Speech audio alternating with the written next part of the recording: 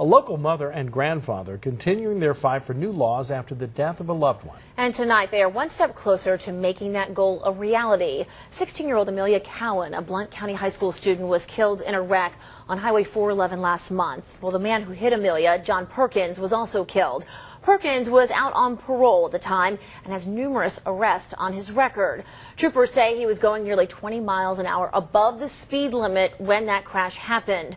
Amelia's mother and grandfather met with Lieutenant Governor Ron Ramsey this week to discuss forming a new law that would keep felons in prison longer. Well, 6 News reporter Jessa Lewis joins us now live from the 6 newsroom with much more. And Jessa, I understand the family received some new information in their effort? Yeah, during Wednesday's meeting with the Lieutenant Governor, Amanda Moore received a copy of Perkins' probation and parole reports. And what's inside surprised Amelia's mom, making her fight even harder to have Amelia's law passed. I physically got sick when I read it because, it made it worse. Just 2 days ago, Amanda Moore got the parole files for John Perkins, the man who caused her daughter's death a month and a half ago. It says he has significant antisocial tendencies. He stated that he had a cocaine and marijuana dependence.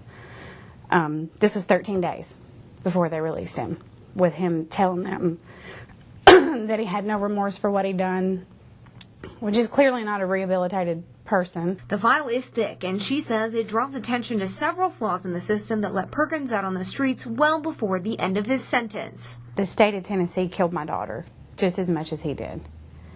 All these steps along the way, all these things that at any time, if one person had said no, or we need to report this, or we need to, when he got caught shoplifting. Moore has contacted her state senator, Doug Overby, for help to make Amelia's law a reality. We can do better with regard to our sentencing laws in Tennessee that, as this matter has demonstrated, are weak and too lenient. But for Moore, that means a dramatic change in the law. It's almost every day I find out something new about this man's history that just makes it's almost to the point of it's bizarre.